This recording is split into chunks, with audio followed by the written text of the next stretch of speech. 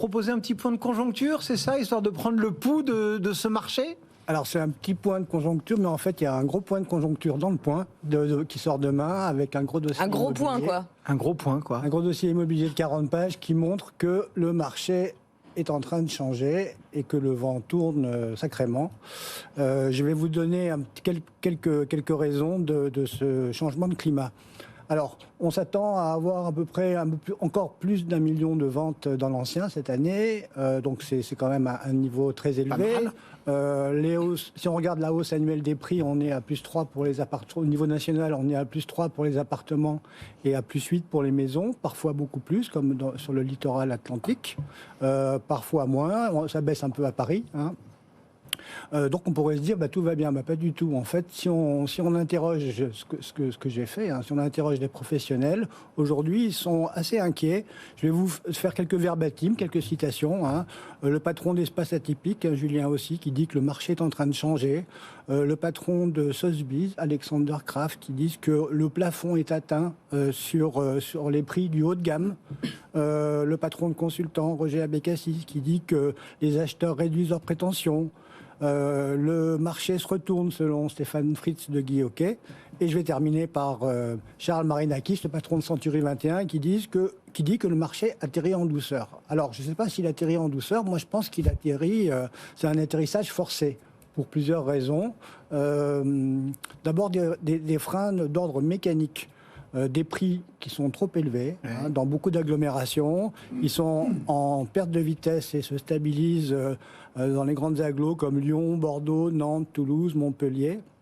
Il faut dire aussi que les logements qui sont proposés ne sont plus les meilleurs. Hein. Les gens ont fait leurs courses, ont refait un marché pendant plusieurs années de suite, hein, avec plus d'1 million de transactions par an. Donc peut-être que les acheteurs ne veulent pas payer des biens qui sont moyens.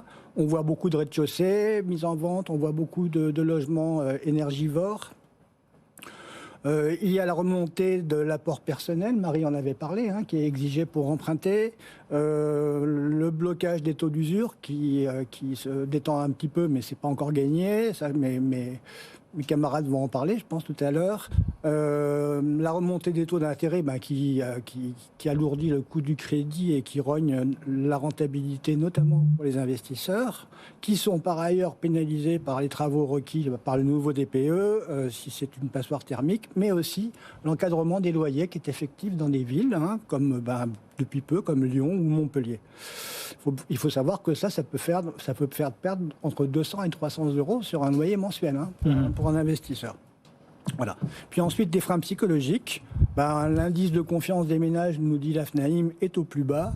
Le contexte de la crise économique et de la perspective de récession, vous le connaissez. Les conflits géopolitiques, l'Ukraine, Taïwan, etc. Et puis aussi une autocensure des candidats qui ne tentent pas, qui n'osent pas proposer leur dossier de prêt, pensant que ça va pas passer du tout. Voilà. Bon. Et alors, en conséquence, qu'est-ce qui se passe ? Il y a une contraction des volumes des ventes qui est vraiment en marche, dans l'ancien, mais aussi dans le neuf. Moins d'acquéreurs qui sont solvables, donc avec notamment un gros recul du nombre de primo-accédants et d'investisseurs. Moins d'acquéreurs, mais surtout moins pressés. La main passe véritablement aux acheteurs qui visitent, revisitent, ils n'ont plus peur de rater le coche, ils négocient âprement, d'autant plus s'ils ont des travaux à faire avec le DPE.